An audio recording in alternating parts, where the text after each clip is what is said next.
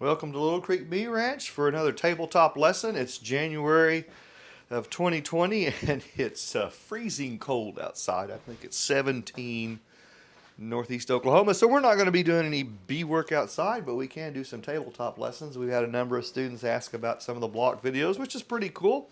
It's a pretty cool way to teach without having to go to the apiary to get an idea of how to maneuver boxes called box manipulations. If you refer back to some of the other videos, the block videos go back, I think a couple of years. And there's a whole host of them. We'll be packaging up the videos and sending them to our advisory students. You can go to littlecreekbeeranch.com and look at the personal advisor program. It's our private coaching service. That's becoming more and more popular. We've run that, I think, this is the third or fourth year. I can't remember. Anyway, very, very cool. The problem we face in beekeeping is the BIQ of the beekeepers is kind of low. And I'm not trying to hurt feelings. That's not what I'm trying to do. But we got a lot to learn. These little bugs are smart, man. They're smart. So we're going to learn something about beekeeping protocols. That's protocols are what to do, when to do, how to do. Bee principles are the things that the bees do, like nectar. Bees prefer nectar over sugar water. That's a common principle. Queens love the dark. They love to dash down into the dark. That's a principle. So there's a whole host of them. You can go to the ebook library on our website and look at the Bee Principles Handbook. That's worth learning and reading. So just educate yourself. All right. So this video is about flipping double deeps. Flipping double deeps. Now this is not a swarm prevention strategy. Earlier we did a video about flip and twist for double mediums for swarm prevention. That's true. That will work. You can go back and look at the video on the flip and twist for mediums. Doesn't work on double deeps because the area of the frame is too big. It doesn't work. You have to pull traditional, frame split or shoot shake or turn off shoot, a different swarm prevention strategy. But this one, I get this question asked a lot about the deep brood boxes. Like typically, this is my example of two deep boxes, and we'll set them. Let's set them right here. Let's set them right there. Two deep boxes. Now that's very traditional. Okay, that's very traditional. And we come into springtime and we go, man, we got these boxes here, and man, we're ready to go into beekeeping. So, well, we hope they're good. we hope they're good. Here is commonly what we see. This is pretty typical, pretty common. By the time we get to late March, this bottom box is empty. The frames are cleaned out. No brood, no honey. They're just emptied. They're emptied. And what happens over the winter months is the bees, of course, they cluster up and produce heat, and the heat gravitates to the top, and the bees sink to the top. Well, up here is where some of a lot of their honey is, and you may see here in the middle a couple of frames of brood. They're starting to lay out some brood. And even maybe we have seen over the wintertime what we call wintertime dwindle. Wintertime dwindle, where September time, maybe this was full of bees, not just really packed full of bees. But now you come into late March time and you're going, dude, look, there's 3 frames of bees. That's pretty common too. You can see that too. But the problem is, and this is a bee principle, bees work upwards. Bees work upwards. I don't care where the colony is established. It could be in the sidewall of a house. It could be an old tree. It could be a pipe. It could be an old vehicle. Bees will set their brood to air. That's a principle. Bees lay brood to air wherever the best air source is down low. And up above is the warehouse of honey. That's pretty typical. But we come into a scenario, this is very common, this is pretty common, that we have a box of bees and honey up here, but this one is just flat empty. And if we left that alone, like, oh, wow, just have to fill it up, it'd take them a long time. We're wasting time, we're losing time. They have to go back down. They have to go back down to work, and that can really burn up too much time. So we don't want to assume, okay? Never assume, right? So we're going to smoke them and then take that box and set it to the side. We believe in a free zone here in the middle. This little white paper represents their home. Bees are spot sensitive. That's a bee principle. Bees are spot sensitive. And we'll use 2 rails. They're beams that are 4 by 4 inches and 8 foot long. And we'll have a colony here and a colony there, and the middle's a free zone. And that is very important to understand the principle of the free zone. So now we want to just do a visual inspection of just, oh my gosh, they're empty. Holy cow, man, they're just not any bees down there. Okay, we'll put the box back, put it back, smoke them again, slide it over, slide the whole thing over. A new screen bottom board comes in. The top box of bees goes on the new bottom board, and this empty box goes on top. Didn't twist, nothing like that. We just are flipping them.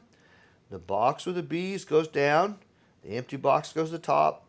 Brush off any bees in the bottom board, and then it goes away. Now we're set up the right way. So now the bees will continue to fill this out, but she'll also go up here and lay, because the heat from the bees will begin to warm this up, and they'll begin to fill this by their work to fill that up. But if you didn't know that, and if you didn't address that and didn't change that, now you're burning valuable time that they just don't work downwards very well. They don't work downwards very well. So I hope that makes sense. These are all, bee principles along with box manipulations and beekeeping protocols, and it just takes time to learn. I know we've been, teaching for 18 years, I think, and I just keep, we just keep teaching principles and strategies and educating the beekeepers in whatever state they're in. It doesn't matter what state you're in. The bees operate by principles. So bees don't know state lines and county borders. They don't work that way. So I have students in Connecticut, North Carolina, Louisiana, Texas, Arkansas, Missouri. And that's cool too. Bees work by principles. Our environments may be a little different. That's fine. But bees still work by principles. Okay, so I'll do it one more time. It's real simple. This is a simple thing. So you smoke the bees. You got 2 deeps. These are 2 deeps. And you're going to take, go open up the lid and then have a look and go, oh, look, there's like 8 frames of bees up there. That's pretty cool.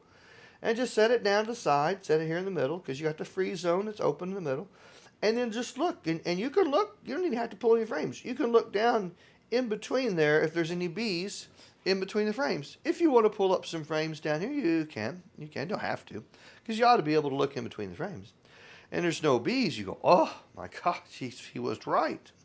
It's very common. You'll see that coming out of wintertime. So put it back together, okay? Slide them over. Just pull them over. Bring in a new bottom board.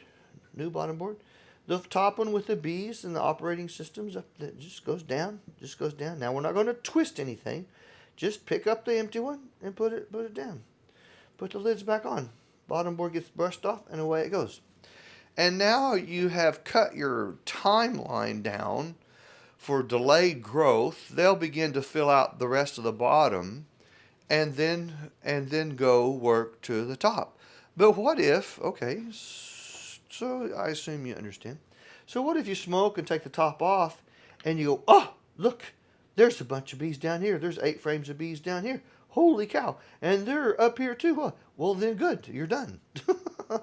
Just put it back together and go, whoa, man, we're off and running. Well, good. You don't have to do that. See?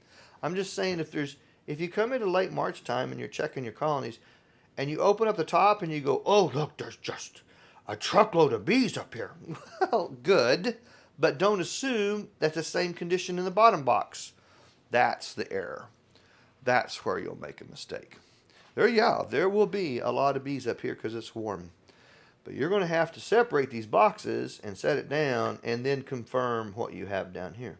And maybe you have 5 or 6 frames of bees down low. Now, if you want to go ahead and flip them, you're not going to hurt them. That's fine. But more times than not, there won't be anything. They'll be empty. All right? Put it back together. Slide it over. New bottom board comes in. Top box goes down. Bottom box goes back up. Brush it off the bottom board. Away it goes. Now they're ready to rock and roll. That's for double deeps, right? So that's when you hear beekeepers talk about, oh, in the springtime we got to flip these deep boxes. Well, that's what they're talking about. No twisting involved. That doesn't gain us anything because the frames. If you take a frame like this, assuming this is a deep frame, this area is too big to do a flip and a twist like we would do on the mediums, and that doesn't work well on the double deeps. Okay. So when you hear other senior beekeepers say, "Oh, you need to flip your boxes in springtime," so that's what they're talking about. It's more of a space management issue than anything. But if you're doing that, and if you see that there's any queen cells in there, well, now you got to shift again, because now you need to perform a swarm prevention strategy, and there's a number of them. So there's flip and twist with the deeps. I hope you keep on watching our videos. If you like what we do, like and subscribe, man. Take the time and go to littlecreekbeeranch.com and look at the personal advisor program. Very, very important. Very important. Your challenge as a beekeeper, if you've really never seen us or heard from us, is the BIQ. You've never probably heard anybody talk about that. The BIQ, man, you have to work at this. This isn't going to come from going to my friend down the road because he's been a beekeeper for 6 months. He's going to show me what to do. He'll show you how to mess things up. You're going to have a serious support system and learn. And I think we've delivered on that in the personal advisor program. There's a monthly newsletter in the middle of the month with some awesome tips and strategies. Conference calls at the end of the month for students to plug in and listen to conversations and solving problems on the phone. That's very cool. Students like that. And then free Zoom classes. Those are cool. To advisory students, those are free Zoom classes. Plus, they get one-on-one appointments with me on a set-up a phone appointment basis. That's very cool. So we believe we delivered on a good coaching program. It's up to you to take advantage of that.